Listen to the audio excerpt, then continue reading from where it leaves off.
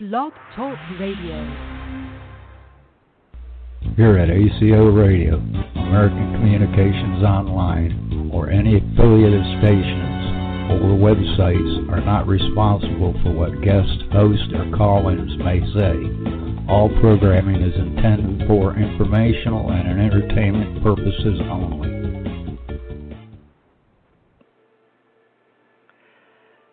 Hello, world.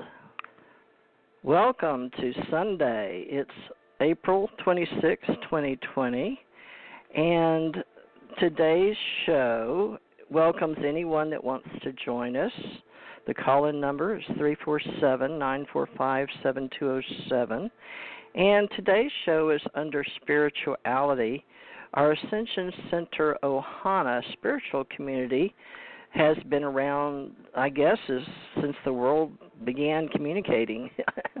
We are a communications group, and we have a spiritual community, and some people say we're a spiritual science community, and we enjoy sharing language in a level of the physical universe and the action within it, and how we can help each other by communicating, but yet how would we teach a deaf mute, someone that couldn't see or hear, a person that, especially from birth, unable to speak, or they were deaf mutes having necessary vocal organs, maybe could be taught to speak, but what if?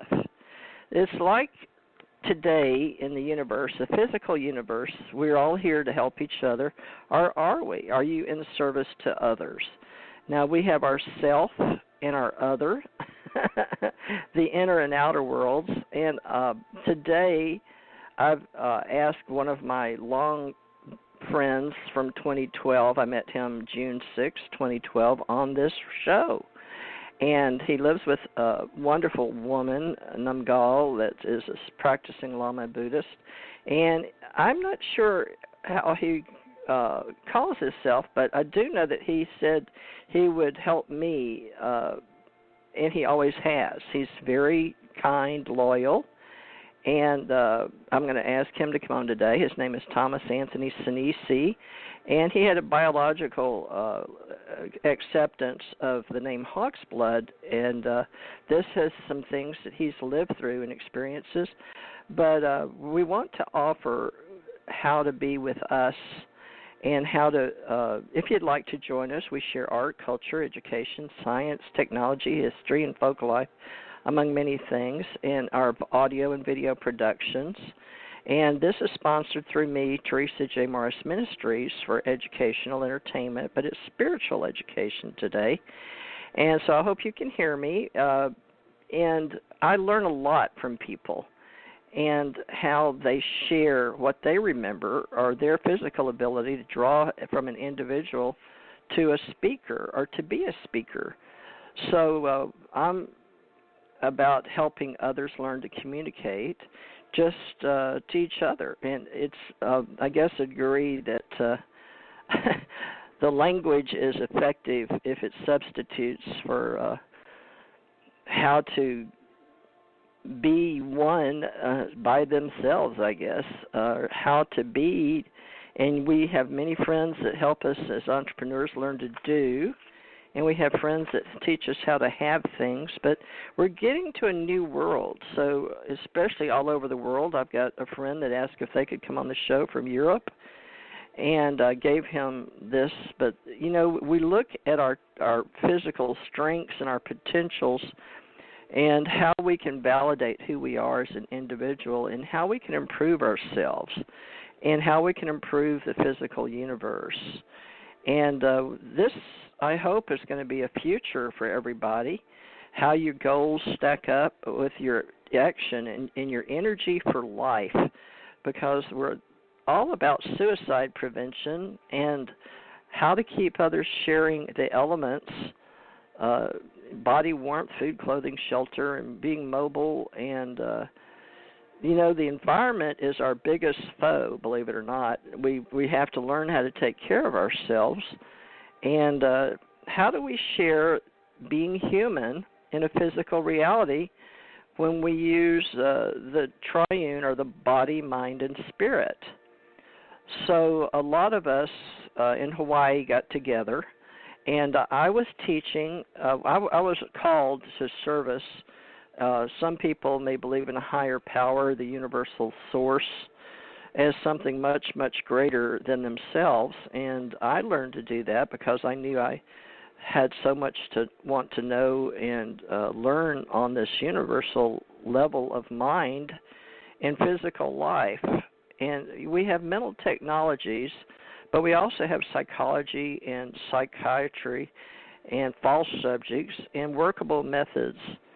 And we're all responsible for our own life story and how we tell ourselves about the gap in the knowledge of what we do or don't know. So it's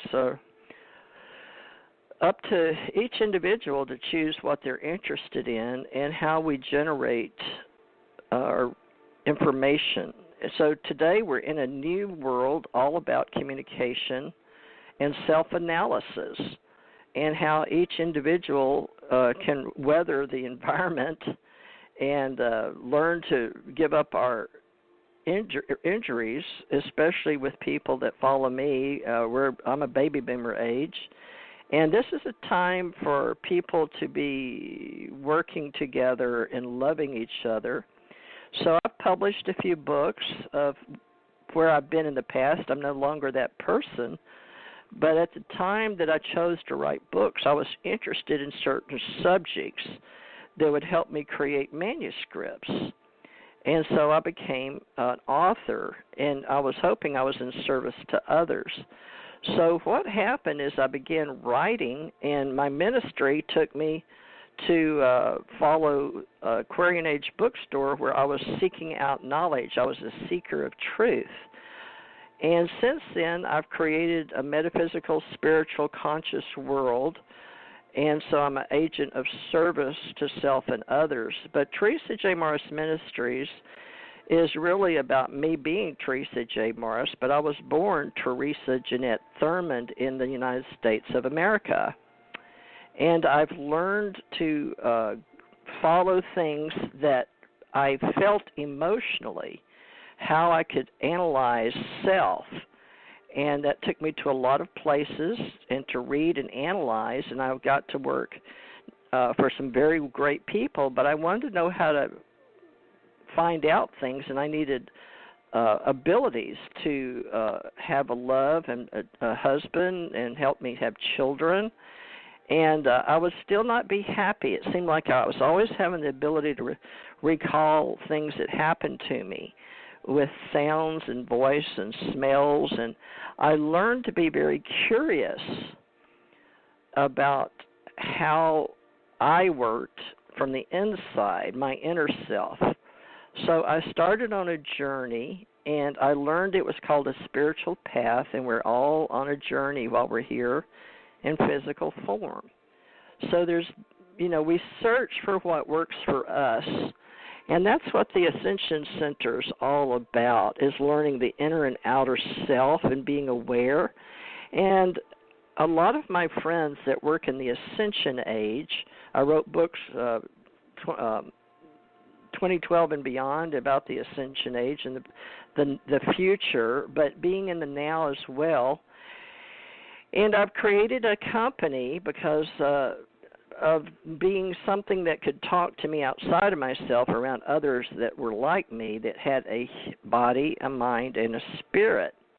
So we could learn and communicate. So I could have someone to talk to outside of myself while I was here on the planet, and while I learned how to be human, how to be on this planet, or at least it seemed I had a background. So we all have a background and a place to be, whether we're interested in it or not. It seems to be anything that's not on our inner self, our inner, what are we? And I did get to die several times, flatline, go out of body, giving childbirth, or just leaving due to infectious diseases when my body didn't support me from the time I was a child. And funny enough, by the time I learned how to support myself, I had to leave my husband because I wanted to be able to make it on my own, in my own way. And it made me seem very selfish especially to have 4 children. And I wasn't making enough because my husband and I wasn't getting along, and I didn't like being physically and mentally abused. And I was, even though he was very brilliant. He wanted to do his own thing, and he worked at NASA, and he played his trumpet at night. He was my high school boyfriend, and we had children together. But taking into fact that, we are who we say we are, in the inner self, I went to church and I learned in America how we believe here and what is a higher power or a source of how we got put here. And, of course, we've heard from worlds of other people that write thoughts. So I read books and I learned from other words. And, of course, I learned about the Bible. And later on, I studied where the Bible came from and all the world religions. So it gave me a way to open up a process of understanding that we could train ourselves, at least in English. I learned a little Spanish, but my mind responds to what my environment offered me, the tools. And I've learned a lot about emotional intelligence and how to understand that each person processes their own inner self and their outer self. And when I was in college, I took psychology. And I learned about child psychology. Of course, I had children then. But I learned how to grow and how to read about all these books, every book I could find. And my mother always had me across from libraries. So I learned about how to not upset people, that it was reactionary, or we could just be calm and learn to control our emotions. But some people didn't like me for that, and especially my mother. She was very emotional. She grew up with parents that her father had moved away and divorced, and she resented that when she was young and 12. So it passed on to me, and then my mother divorced, and then I resented her. And so this thought and this experience grows, and it passes down from one generation to the next. And so I've learned a lot about the human being one in self-organization. And so I created this after being on radio shows when I was younger. I started in Alabama, and I was on television as a child, so I knew about communication and television. And then I started reading while I was at the University of Alabama and reading for radio shows. But I did work with radio shows in Houston, but I was singing and doing background. So my ministry really began, now I say 84, because I joined the military sometime early when with NASA in 67, May 10th, 1967. I was a teenager, and I didn't get into I told you I had 4 children all during that time, even though I was picked by the government May 10th, 1967. I did the background. My parents signed for me, but my husband went directly to NASA for Chris Kraft got him in because it was during the Vietnam War. But we develop things we think we're going to do, and then we may not follow those, and we develop things we wish we would have done, and we did the dark shadows of who we are. But I want to talk today about how we can help ourselves create what it is that we desire and tend to think is important about language and how we function and communicate based on whether we read it or we're an individual. And I've asked Thomas, because my friend Thomas, my husband's name was Thomas. My first one was Stephen. I married a Stephen. But I like to look at how my reality is based on me, because I am me, and I have a higher self I call Tara. I don't know how you relate to your inner world, your inner who you are in your awareness, but many people in language, and we're communication, and that's why this guy Thomas, I met in 2012. It's going to be 8 years coming up, but he's been as loyal and kind and